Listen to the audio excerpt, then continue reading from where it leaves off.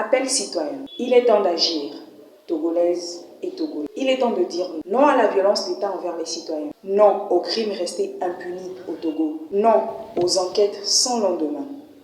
Nous disons non. Non à la violence et à l'impunité au Togo. Aux assassinats, disparitions, meurtres. Agissons pour la fin de la violence. Agissons pour le respect de la vie. Agissons pour le respect des citoyens, militaires et civils. Agissons pour un autre Togo. Agissons maintenant.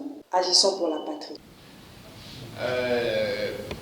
Comme l'a fait tout à l'heure le professeur Tolikoé, mes premiers mots, c'est de remercier les initiateurs de ce mouvement qui nous réunit ce matin pour le lancement officiel.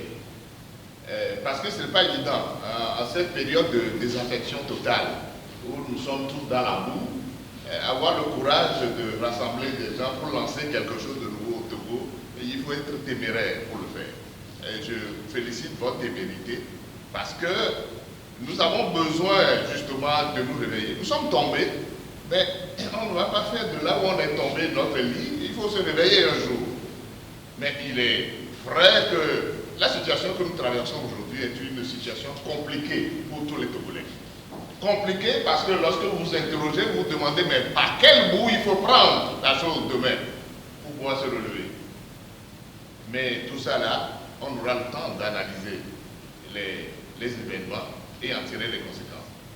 Comme moi aussi, je prends un mot, moi je prendrai juste un mot dans votre mouvement, c'est la patrie d'abord. Oui, la patrie d'abord.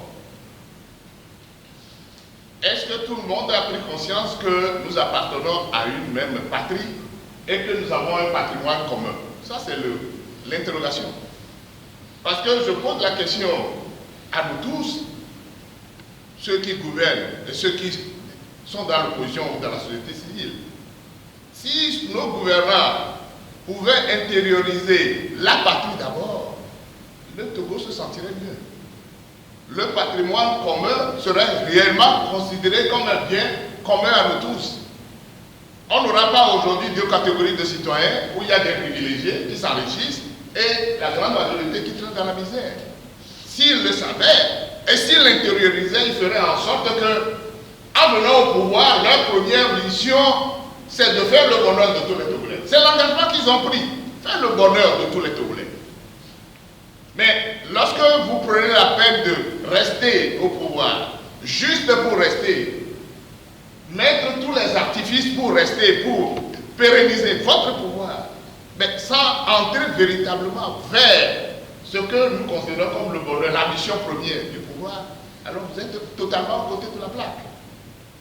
Si nous savons, nous qui sommes de l'opposition aujourd'hui, ceux qui sont de la société civile, de la diaspora, nous intériorisons le terme, la patrie d'abord, il est normal que nous taisions nos querelles, nos divergences inutiles, nos comportements bizarroïdes que nous avons dans ce pays.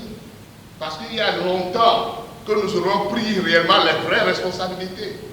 Parce que vous avez dit quelque chose dans votre déclaration qui me plaît et que je vais citer.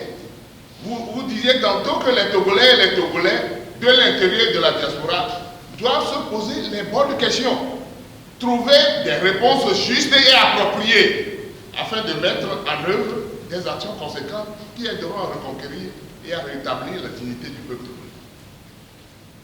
togolais. Le problème est à ce niveau-là. Est-ce que nous posons réellement les vraies questions? Est-ce que nous trouvons réellement les réponses appropriées? Nous sommes dans un pays où parfois, lorsqu'un événement se produit et qui peut nous permettre de faire un pas de plus, vous avez des sons de cloche terribles. On tire à lui et à dia, et puis après, on se disloque, et on se dit, mais à quand le prochain rendez-vous? Mais c'est malheureux. C'est malheureux pour ce qui nous arrive dans ce pays. Mais il est temps, il n'est jamais trop tard pour bien faire.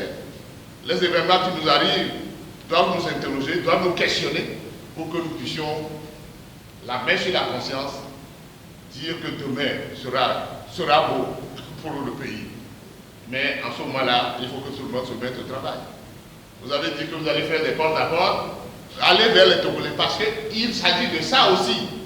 Parce que le comportement du citoyen lambda aujourd'hui ne nous permet pas de rêver. Tout le monde dit que nous souffrons. La misère est partout. Elle est lampante, elle est rampante. Mais lorsque le mal vient, le citoyen doit poser l'acte qu'il faut, mais vous ne le reconnaissez plus. Alors dans quel pays on est? C'est terrible ce qui nous arrive. Mais nous n'allons pas nous décourager. Nous n'allons pas abdiquer.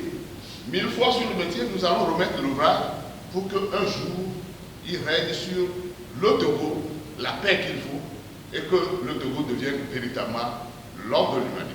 Je vous encourage à aller de l'avant et merci.